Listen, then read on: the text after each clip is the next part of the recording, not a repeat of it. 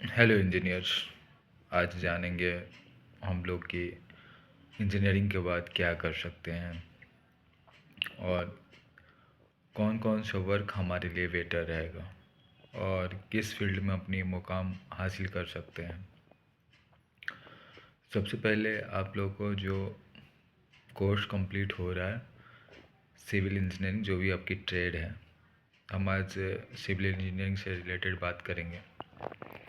Civil का जो main scope of work है और जो प्रॉपर तरीक़ा से वर्क है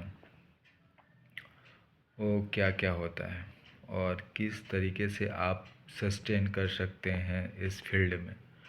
ये फील्ड बहुत बड़ा है और ये समझ के चलिए कि एक दरिया है और दरिया में आपको किस तरीके से रहना है ये सिर्फ आप ही जानते हैं। और आप कौन से फील्ड में आप अपने आप को ट्रेड लाइन से गुजारना चाहते हैं और उसमें आप मुकाम हासिल करना चाहते हैं, ये आपके ऊपर डिपेंड करता है। तो सबसे पहले ये आप याद कर लीजिए, गांठ बांध लीजिए कि हमको करना क्या है। अब सिविल इंजीनियरिंग में साइड इंजीनियरिंग होता है। साइड इंजीनियरिंग के बाद आपको क्यूए क्यूसी से भी वर्क कर सकते हैं। रह गई बात फ्रेशर का, तो फ्रेशर सारी जगह फ्रेशर का रिक्वायरमेंट है और थोड़ी सी एक ही चीज़ होती है फ्रेशर टाइम पे कि आपको सैलरी कम मिलेगी, लेकिन आप उसमें अच्छे तरीक़े से इन्वॉल्व हो सकते हैं और इन्वॉल्व हो जाएंगे। इसके लिए आपको सोचना नहीं है कि हाँ हम अभी फ्रेशर हैं और हमारी सैलरी इतनी कम है और हम इतने घंटे वर्क करते हैं, 12 घंटा वर्क करते हैं, 10 घंटा वर्क करते हैं, हमको तो इतने से इतना तक कहीं टाइम के लिए वर्क चाहिए। लेकिन ये सब सोचना आपके लिए मूर्खता होगा फ्रेशर के लिए, तो इसलिए ये सब चीज़ ना सोचें।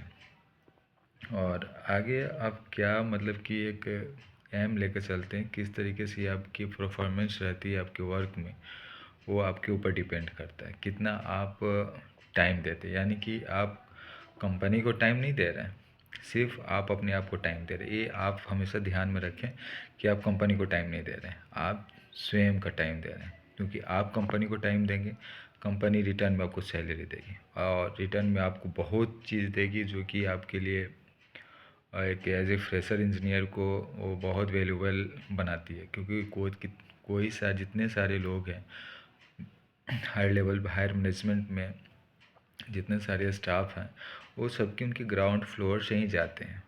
जैसे हम लोग ग्राउंड फ्लोर से ऊपर की तरफ हम लोग उठते हैं, छत पे जाना होता है, तो सबसे हमारा स्टेप होता है पहले ग्राउंड फ्लोर पे ही होता है। ये आप हमेशा के लिए अपने आप में ध्यान रखें। इसमें आप पीछे ना हटे कि हाँ चलो हमारे सीनियर, हमारे कलीग, हमारे दोस्त इतना सैलरी उठा रहे हैं। देखिए क्या होता है, रेफरेंस प्लस इंटरव्यू प्लस आपकी परफॉर्मेंस, किस परफॉर्मेंस कैसे आप इंटरव्यू दे फेस कर रहे हैं, ये सबसे मायने रखता है।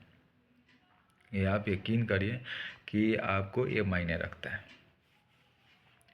तो आप अपनी परफॉर्मेंस को बरकरार रखने के लिए, अपने आप को सस्टेन करने के लिए और सारे हेजिटेशन से दूर और कम सैलरी देख कर के वर्क करना अपने आप में बहुत त्याग, यानी कि त्याग का जीवन होता है।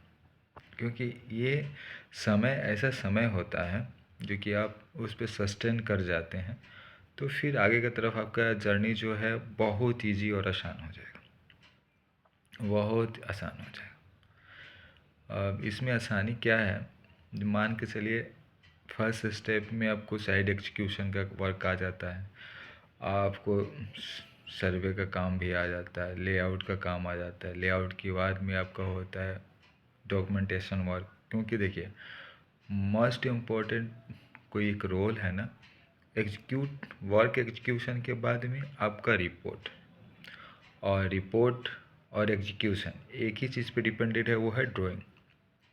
तो आपको प्रॉपर तरीके से ड्राइंग रीडिंग आना चाहिए। और ड्राइंग रीडिंग के लिए आप लोग हमारे इस चैनल को सब्सक्राइब कर सकते हैं, बेल आइकन को दबा सकते हैं, जो कि कोई भी नोटिफिकेशन आता है आपके पास पहले जाएगा। और हम ड्राइंग रीडिंग के बारे में आप कमेंट कर सकते हैं कि ड्राइंग रीडिंग के बारे में हमको अच्छे से एक सूटेबल ड्राइंग कंस्ट्रक्शन से रिलेटेड हमको ड्राइंग का एक वीडियो बना के दीजिए जो हम वर्क कर रहे हैं एज ए असिस्टेंट मैनेजर। अभी हम लोग का वर्क ऑयल एंड गैस का है और ऑयल एंड गैस बहुत अच्छा फील्ड है अभी के तौर पे।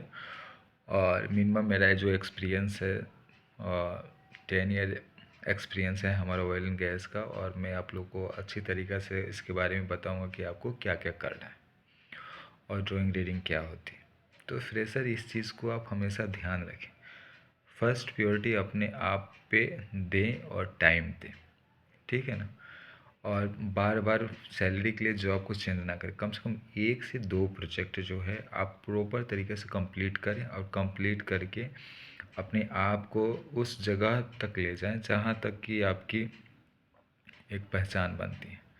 ये आप ध्यान रखें, नहीं तो आप पता है आप एक कंपनी वो कंपनी सारी कंपनी घूमते रह जाएंगे, सैलरी तो हाई हो जाएगा लेकिन कुछ ऐसे टाइम आती हैं, पता है कौन सा टाइम आता है, एक टाइम है जो पीरियड उसकी निर्धारित है, उसके बाद आप कहीं इधर उधर चले जाएंगे लेकिन फंस जाएंगे तो फिर बाद में अब निकल नहीं पाएंगे। तो उस पीरियड के लिए सबसे बड़ा सस्टेन होना ज़रूरी होता है, क्योंकि वो सस्टेनेबल जो है ना आपकी एक्सपीरियंस कब आएगी, जब आपके अंदर में कुछ भरा रहेगा, आप कोई स्ट्रक्चर्स के बारे में जानते हैं या बिलिंग के बारे में जानते हैं, क्यूए क्यूसी के बारे में जानते हैं, या प्रॉपर कोई एक ऐसा है जिसमें आपकी पीएचडी है तभी आप टिक पाएंगे, या आपकी हाई फ्रिक्वेंसी हाई है तो ठीक है।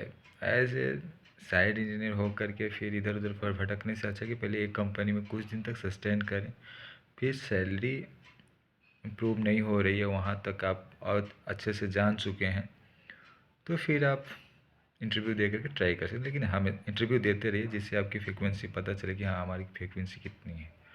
ठीक है, आज के लिए इतना ही और आगे फिर नेक्स्ट टाइम हम कल फिर मिलते हैं और आप लोग का अच्छा इसके आगे का जर्नी बताते हैं। Thank you.